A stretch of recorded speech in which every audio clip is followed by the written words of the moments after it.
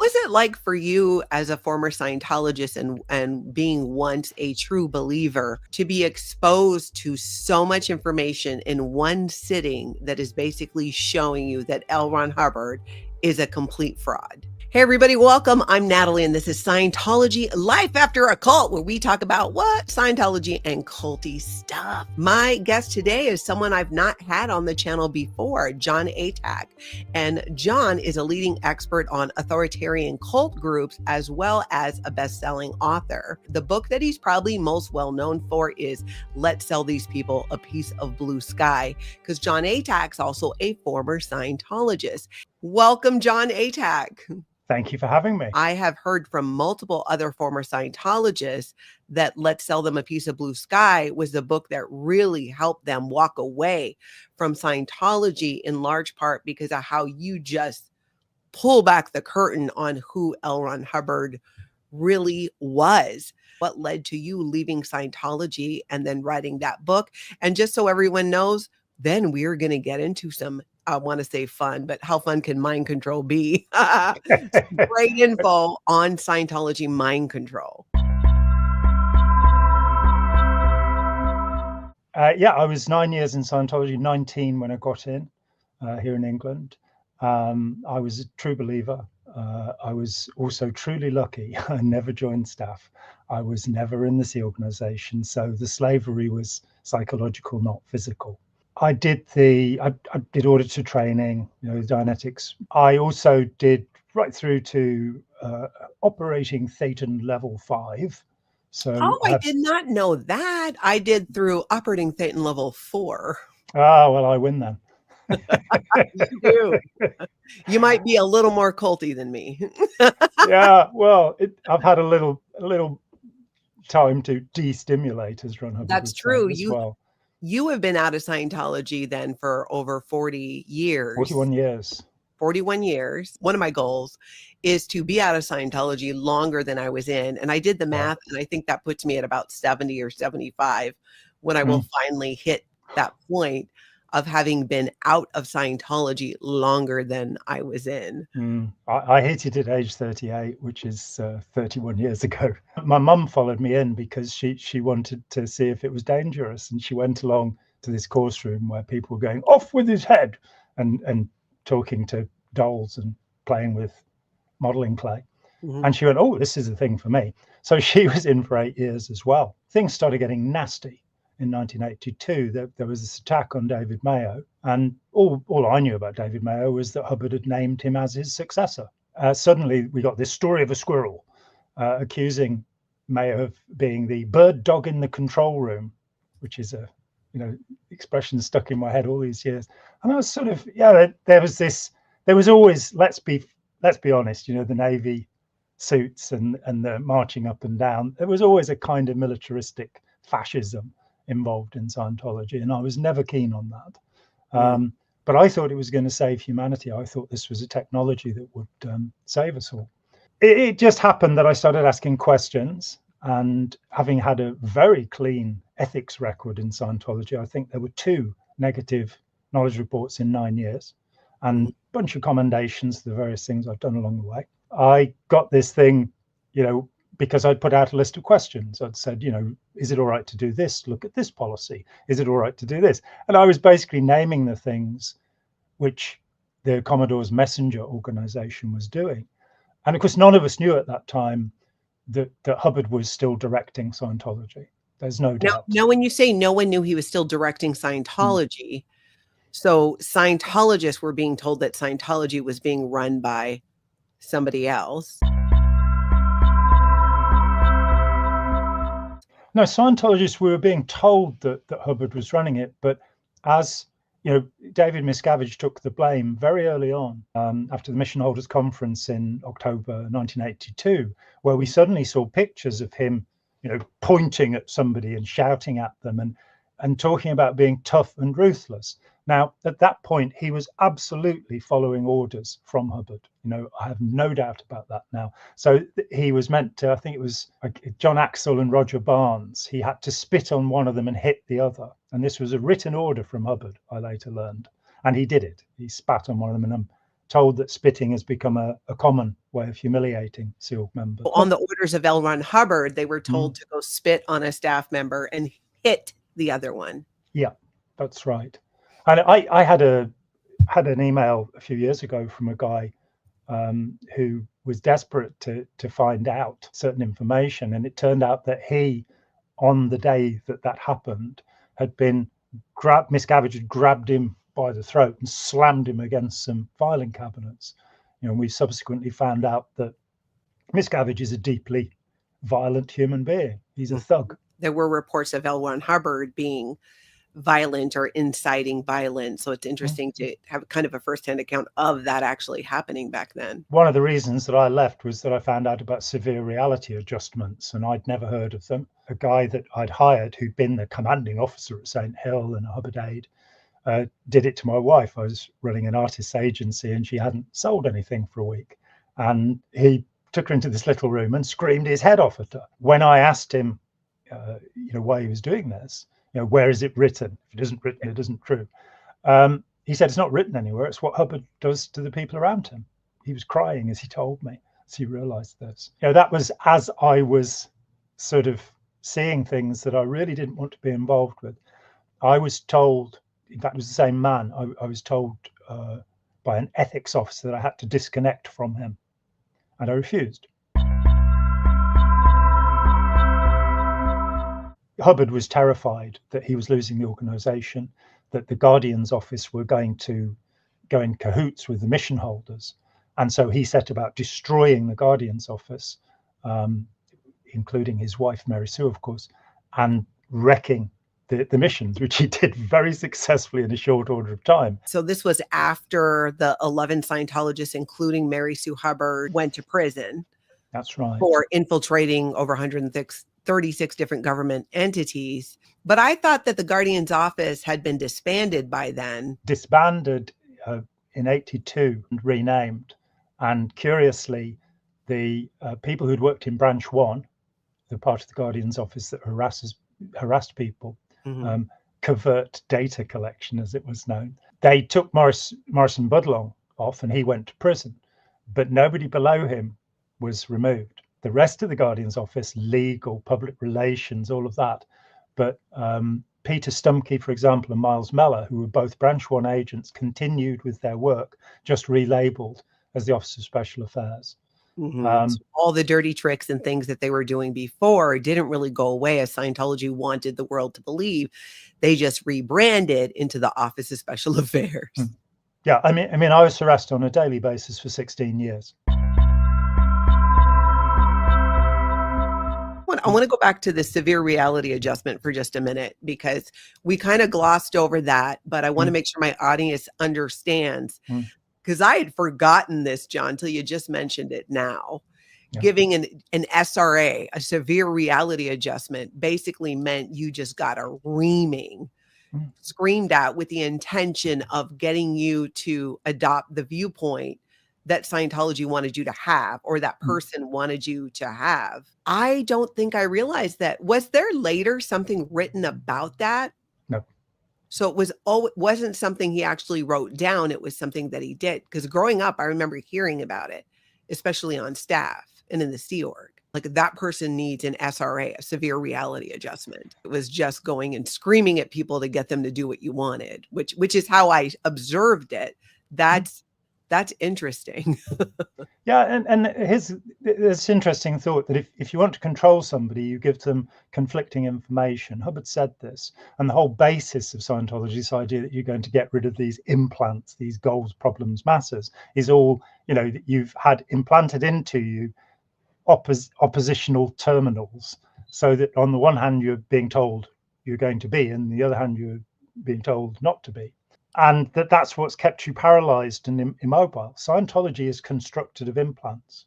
And that's the thing we will get to. Because once you fathom that, once you get hold of that, it starts to make sense. So it's built on contradiction. So you have a guy who comes forward and he says, I have a modern science of mental health that will relieve trauma. Then in 1967, he forms the Sea Project. And he starts screaming his head off at people, throwing them overboard. The pictures of overboarding are in auditor number 41 are actually credited to L. Ron Hubbard. He took pictures of people being thrown overboard. Yeah, like he bragged about it. The thing that, Scientology wants to just put under the rug today. At one point, L. Ron Hubbard was out there. Here's some pictures of it. Yeah. And on the page, it's got photo credit L. Ron Hubbard in an official Scientology publication. He started in 1950 with the idea we're going to relieve people of trauma. And then in 1967, he creates an organization where he will deliberately traumatize people. The severe reality adjustment is a way of profoundly traumatizing people. And he even had a little method, which I was talking with Chris Shelton a couple of years ago, and he was saying, but Ron was compassionate, and I'm kind of not really. And he was, he was, And so, well, what you're going to tell me is that he walked up to somebody after he'd given them a severe reality adjustment an hour or so later, and he said, "Are you still mad at me?" Chris went, "Yeah, that was what I was going to tell you." I said, "It's a formula." He would scream at somebody, destroy them, and then come back to them and pretend that he cared. But the phrase would be, "Are you still mad at me?" So L. Ron Hubbard would say this. Yes. So he would scream at somebody, belittle, like tear them down, and then ask if they're mad at him. So that's part of the contradiction in the mind control. Yeah. And when you read accounts, at the Clearwater hearings in May 1982, a lot of people testified about their time at La Quinta when they'd gone over the rainbow to work on Hubbard's personal staff. I was asked to go and didn't want to sign a billion-year contract, so that thankfully was an end to that. I've often wondered what would happen and whether I'd have gone along with it. I'm not one of those people who goes, "Oh, they've never got me." I seeing the conditions there. There was a woman there who testified, and she said her husband had been in the Navy, and she said, "I thought I'd heard swearing, and then I was around Hubbard, and he just effed and blinded all day long." And I interviewed various people who've been there, John Nelson, Harvey Haber, who were there. And you got these terrible descriptions of this awful bully, this tyrant. And that, I'd only just come out and I still believed. So when I came out, I was all for, we're going to liberate Scientology from the Church of Scientology. We're going to make it affordable. We're going to get rid of this heavy ethics attitude. It's all going to be wonderful. And then I started finding out about Ron Hubbard for the first time and kind of went, actually, if he was that bad, then this stuff isn't good. That's so missing from how Scientology describes the narrative they give about L. Ron Hubbard. And so many people will leave Scientology and think just like you did. Oh, it's just because David Miscavige is a squirrel or so-and-so. But L. Ron Hubbard would never have done that. And then I'm like, oh, have you ever read this book over here? Because he did. I did not know too about like the level of swearing that he did, and it makes so much sense when you think about if L. Ron Hubbard was running around screaming at people to give them severe reality adjustments, then of course that would trickle down throughout management. Why would it be any different? But he is literally the source of Scientology, so it only makes sense that he's also the source of the abusive behavior. Yeah, absolutely. The Germans say a fish stinks from the head down. When you're investigating an organization, you always look at the person at the top of it. In the case of Hubbard, David Miscavige is a Hubbard clone. There was a guy called Flaville Yeakley, what a great name, who wrote a paper called The Discipling Dilemma decades ago. And he'd been asked by Kip McKean, who was the head of the Boston Church of Christ, to prove that his group was not a cult. And he was given full access to the members. Now, he was an expert on personality testing, and he tested, I think, 900 members of this group. And he found that they all had the same personality, which is impossible. So he then went off and tested some Scientologists, and he said they had a different personality profile to the Boston Church of Christ, but they all had the same personality. So he found that when he tested ordinary Christian communities, that you got all 16 of the personality types, Whoa, but in the cult, it was one personality type. Yeah. And he calls this cloning, quite rightly. But in Christianity, there were all the potential personality types. In the The less culty versions, yeah, in the regular versions. I mean, in the hardcore groups in Christianity, many of them, again, would produce the same personality profile, because the idea is that you are recreating the person in the image either of the leader or the image that the leader wants you to be recreated in. So you get mini Hubbards, and you get these, these serious contradictions. It's like you are in Scientology, what you are learning fundamentally is how to project intention, how to make other people do what you want, whether they like it or not. Now, I came to realize that that's a horrid thing. Mm-hmm. It's better to cooperate with people, to tell them what it is you want, and to work towards their benefit, not just yourself. Scientology leads to this incredible selfishness. The word narcissism is bandied around rather a lot these days, but it makes people truly narcissistic. They want the auditing buzz. They want to get some more of this stuff. They don't achieve any of the things that Hubbard promised. This is one of the things that's really amazing. You go back to Dianetics, and you'll never get a cold again. You don't achieve any OT powers. If there was such a thing, supernatural powers were possible with Scientology, then I wouldn't be alive, would I? If thousands of Scientologists were using their special powers, then how could I even speak? They would have made me dumb by now. It's a fairy tale. It's from beginning to end a fairy tale. All of these promises which won't be kept.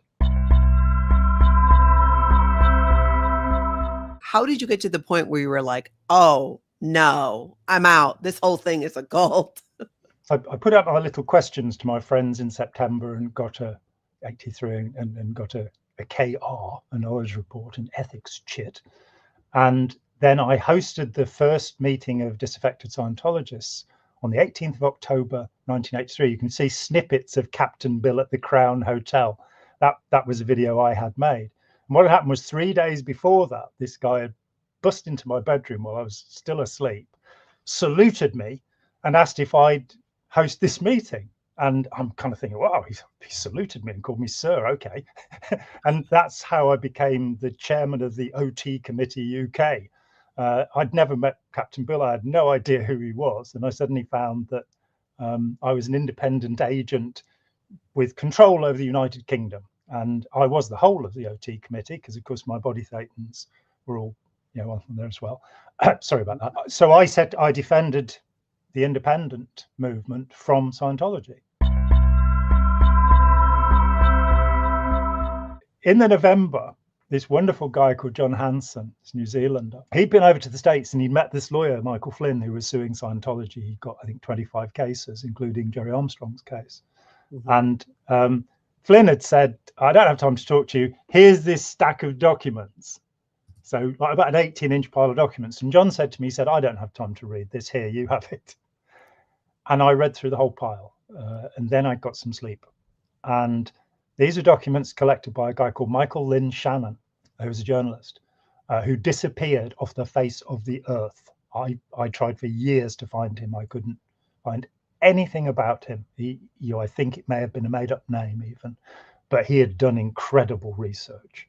So you came into, you ended up receiving all of his research and documents that he did. And was he a journalist? Yeah, he was somebody something had upset him about Scientology. He realized it was harming people.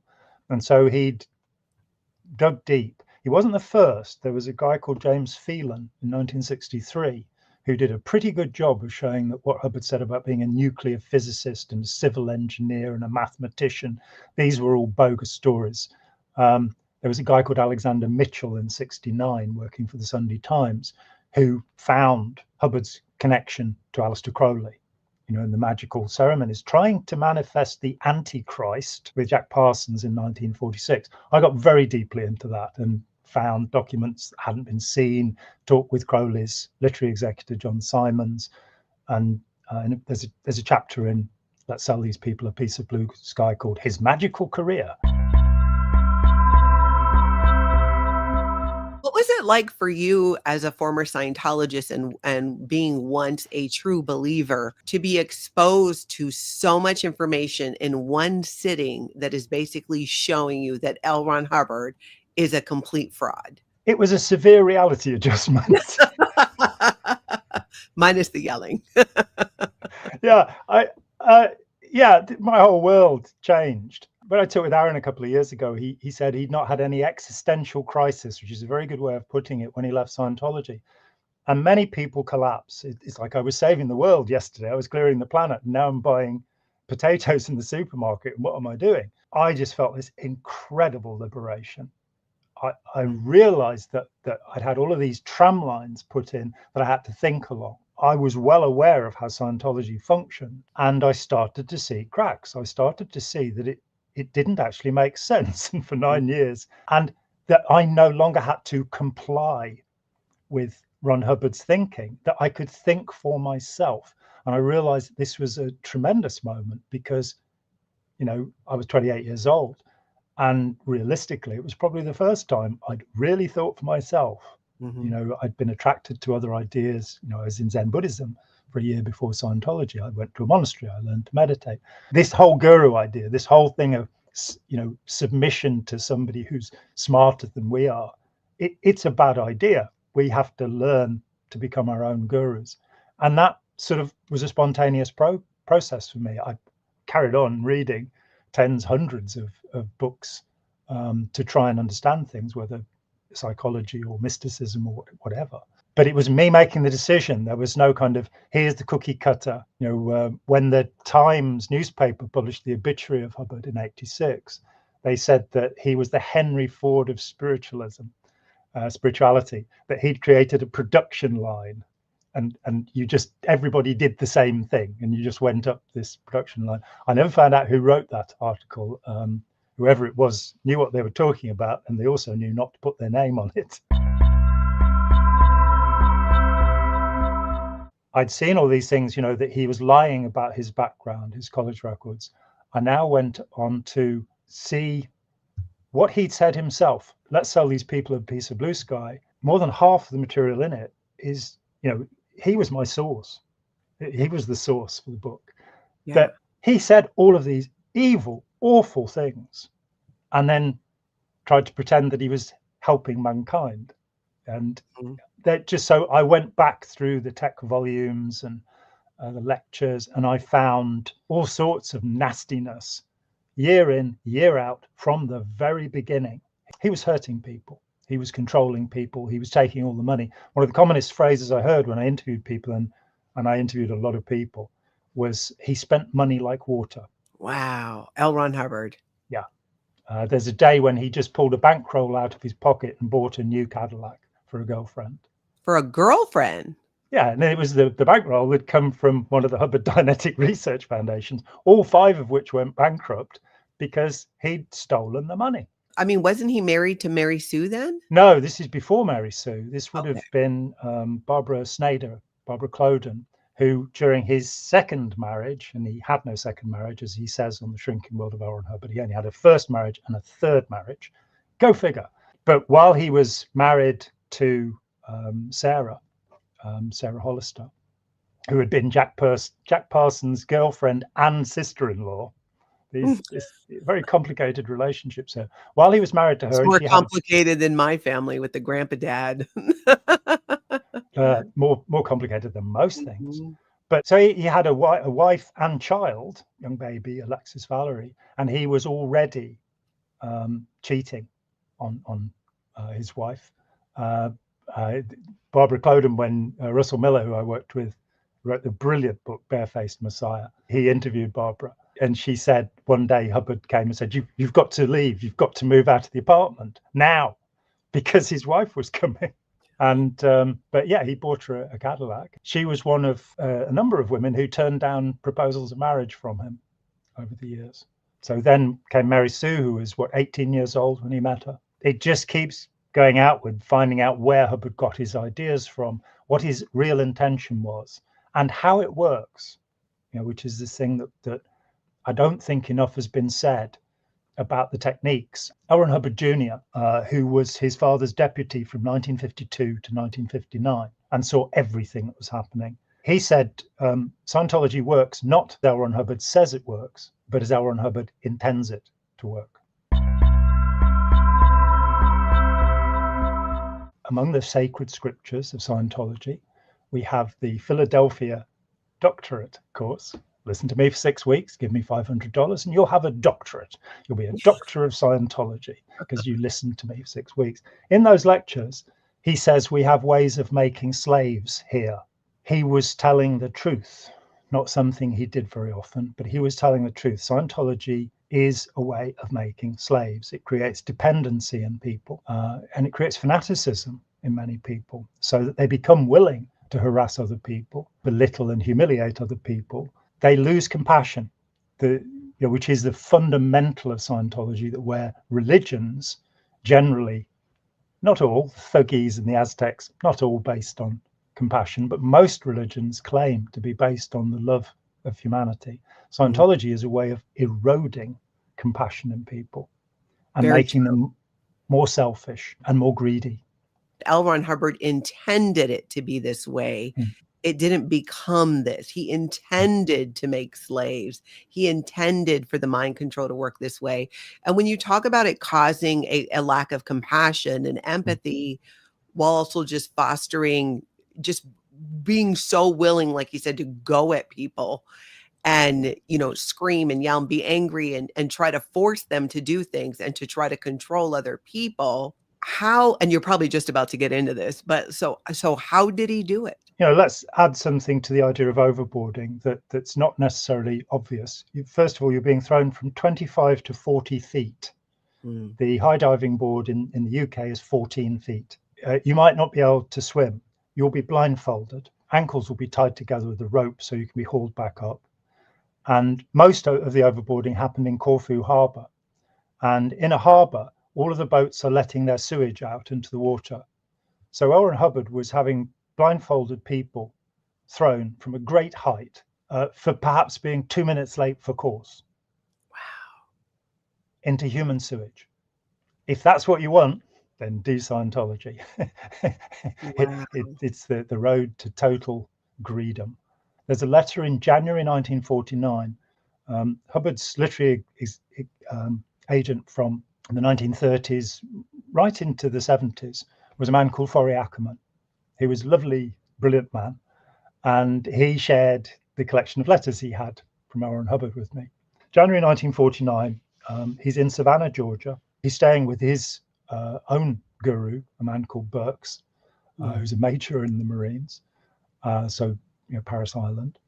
And he writes this letter to Forry Ackerman. He calls him 4E, dear 4E.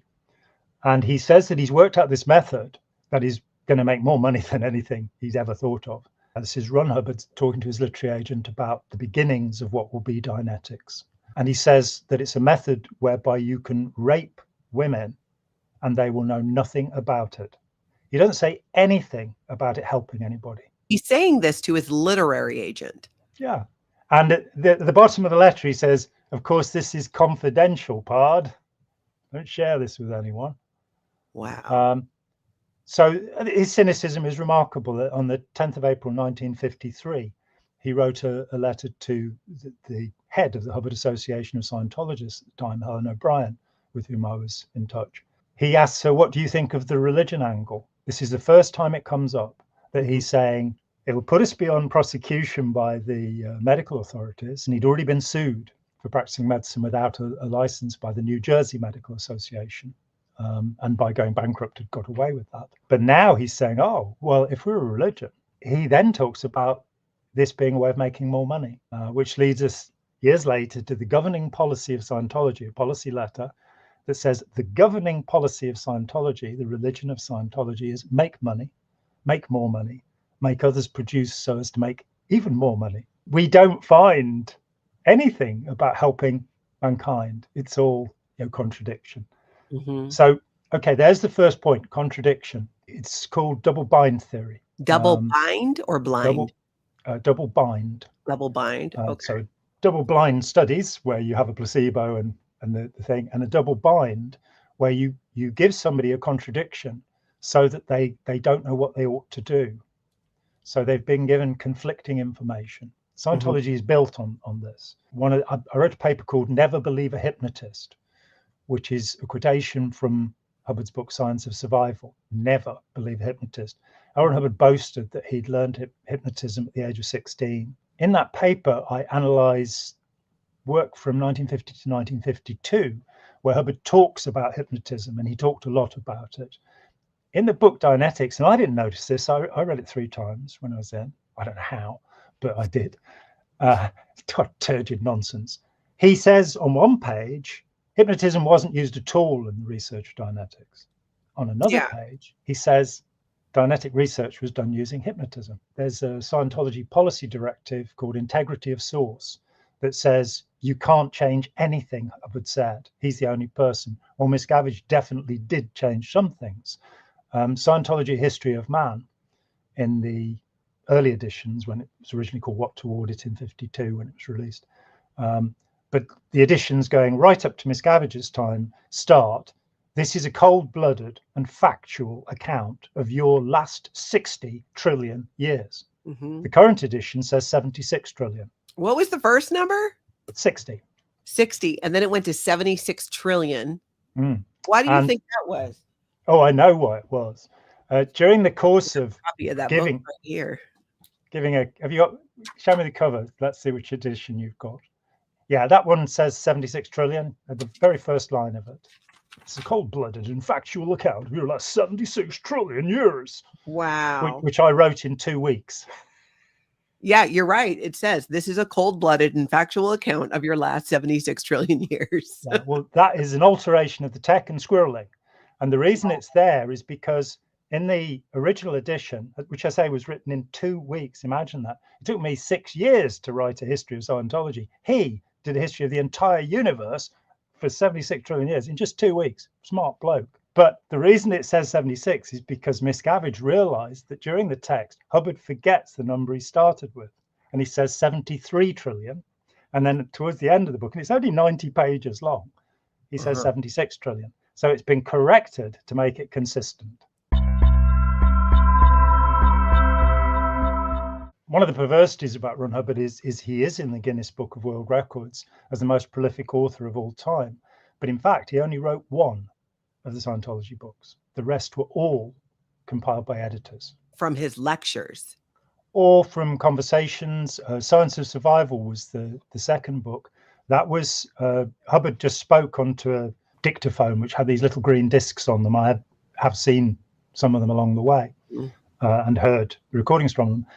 When he stole the baby, Alexis Valerie, from his first marriage and fled to Cuba and threatened to chop her up and throw her in the river if his second wife wouldn't grant him a no-fault divorce, he was dictating this book. But he was just, in fact, putting out random ideas. Richard DeMille, who was his assistant at the time, and here's the story, he's the adopted son of Cecil B. DeMille, one of the most famous film directors of all time, the man who made Ben-Hur. Wow. And he later became a psychology professor, and I was in touch with him along the way. He wrote 3 of Hubbard's books. And he said, they were Hubbard's ideas, but I put them together. I don't think I've even heard this, that L. Ron Hubbard didn't actually write the books, that other people put them together. He just wrote Dianetics. That's the only one. All of the others, and sometimes you can see it. There's a dedication in old editions of Scientology 8.80 to a man called Althea Hart. And Hart left in 1954 and started a brilliant newsletter for ex-members in the 1950s called the Aberree. And all of the famous people who left Scientology, and everybody pretty much, oh God, I'm generalizing, I must be a suppressive person, almost everybody left. The big names right from the start. When Hubbard announced Dianetics, he had the backing of Dr. Joe Winter. Winter left in 1950 after selling 150,000 copies of Dianetics, the mental science of modern health, as I like to think of it. The publisher, who was Arts Epos, Hermitage House, withdrew the book because it was fraudulent. And he commissioned Dr. Joe Winter, who'd worked on the book with Hubbard, to write a book called A Doctor's Report on Dianetics, where Winter says, I think Dianetics is a good idea, but L. Ron Hubbard's a con man. And he'd lived with Hubbard for 3 months while they were working on the book. And you find one person after another, Don Rogers, who wrote the appendix to that book, I interviewed him in the 80s, and he left in 54, not distressed with Hubbard particularly. he felt he'd cracked his case. 30 years later, he didn't feel that. Yeah. And rather tragically went back to Scientology during my interviews, which is... Whoa. Again, Tony Ortega has put up the letters that Don Rogers wrote to me, and Let's Sell These People a Piece of Blue Sky comes from Don Rogers, because on the day in April 1950 that Hubbard opened the doors of the first foundation in Elizabeth, New Jersey, just before he opened the doors, he turned to Don Rogers and he said, "Let's sell these people a piece of blue sky." Something worthless, that is to say. Thank you so much. Hold on, because I'm going to talk to you backstage. Everybody else, thank you for being here. Please share this video. I know that I'm sending it to everybody in my family because I just feel like I got a lot out of it as a former member. Thank you, everybody else. I hope y'all get out and have a fun cult-free evening. Enjoy.